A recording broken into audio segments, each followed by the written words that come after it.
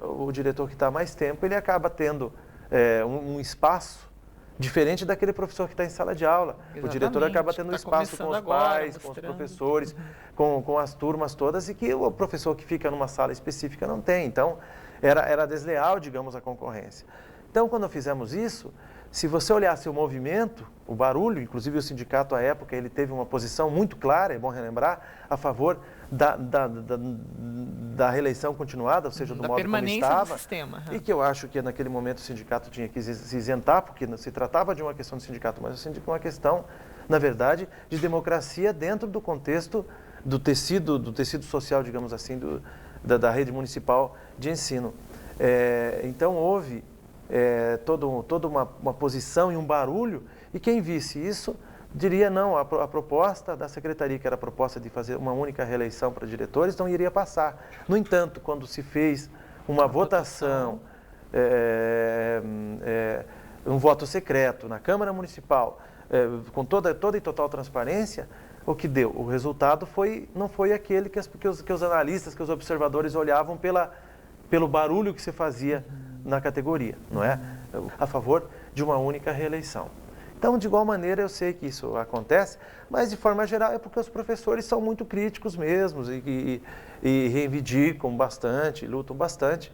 Agora, eu acho que só falta um pouquinho mais de diálogo, porque nós, professores, e eu me incluo nessa porque nós somos professores, temos que dar um exemplo para a sociedade. Você já pensou se o teu filhote, se o meu filhote de 6, 7, 8 anos, começa uma rebelião interna em casa e não quer obedecer porque ele não quer ouvir os argumentos, porque ele acha que aquilo está errado sem ouvir os argumentos e grita, e de repente com o pai e com a mãe não quer ouvir, entende? Então não é por aí. Então nós temos uma posição que nós somos hoje, digamos assim, um modelo para as crianças, e de uma maneira ou de outra isso se reflete.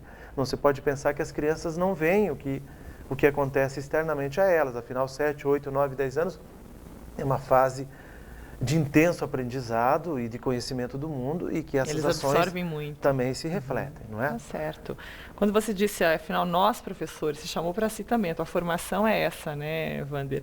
Ouvindo o professor Cláudio Moura Castro, que é economista especialista em educação básica, falar sobre a crise na educação, e ele se referiu ao Brasil, à Europa, ao resto do mundo, ele salientou muito a questão da disciplina, e eu vou falar com o professor Wander Piai agora, em sala de aula, dizendo que as 10 melhores escolas do Brasil são sim escolas disciplinadas, e as 10 melhores escolas dos Estados Unidos também têm disciplina.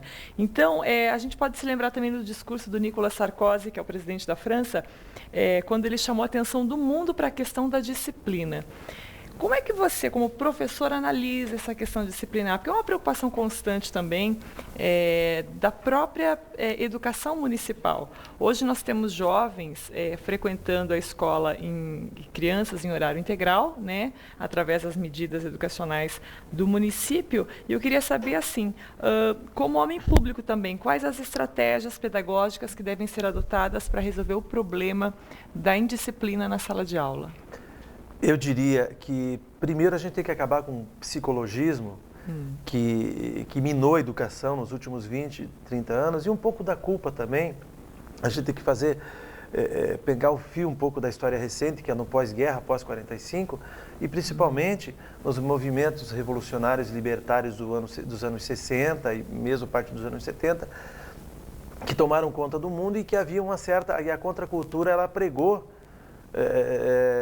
ela avançou além de certos limites, e uma das pregações era de que a criança, na verdade, ela teria que um não, ou que uma disciplina seria, digamos, uma forma de autoritarismo, e que isso, na verdade, tolheria a plena capacidade do indivíduo. Então, essa fase, que ainda hoje tem um pouco dos seus efeitos no Brasil e no mundo, esta fase está acabando, mas ela existe ainda. Então, a criança, ela tem que ter, sim, disciplina, e essa disciplina, como eu disse, o professor é espelho dessa disciplina. Obedecer à hierarquia, ouvir o superior, dar possibilidade da palavra do superior, porque, ou seja, essa disciplina, ela é fundamental de fato. Agora, ela tem escalas também. Eu sou professor universitário.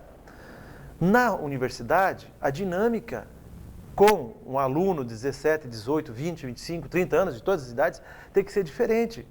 porque você já passou do espaço da fase da disciplina, porque a fase da disciplina se aprende nos anos iniciais e que ela automaticamente vai se refletir no momento universitário, na vida universitária daquele já adulto, daquele estudante, só que de uma maneira diferente. No ambiente universitário, você já tem que abrir o diálogo, porque a universidade é formação, é criar saber, é o diálogo, não é mais a imposição. Então a disciplina, ela vem como um elemento secundário, importante, mas que tem que ser aprendido nos anos iniciais. Então, a disciplina, de fato, nas escolas, e olha, eu vou dizer onde, e tem muitas escolas boas, eu digo isso sem demagogia, porque tem muitos professores bons, assim, dentro da rede municipal, e que conheci, e sei do pensamento, e sei da forma, muitas vezes, mesmo professores que eu respeitava muito, porque mesmo sendo contrários, às vezes, uma posição nossa, mas eram professores que estavam tendo uma posição clara, uma posição técnica, uma posição científica a respeito daquilo que defendiam.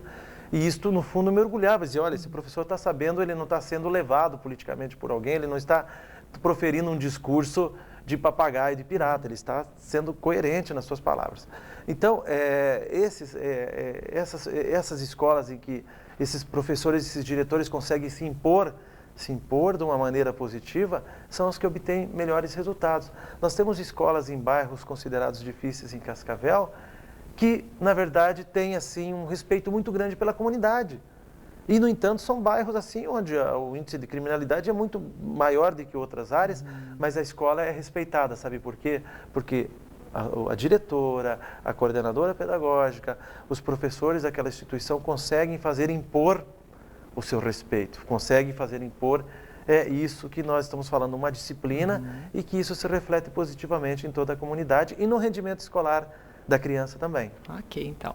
A gente vai para um breve intervalo comercial, mas eu volto daqui a pouquinho com mais Wander Piaia, vice-prefeito de Cascavel e chefe do gabinete, também, além de ser professor e já ter ocupado a pasta da educação. Até daqui a pouquinho.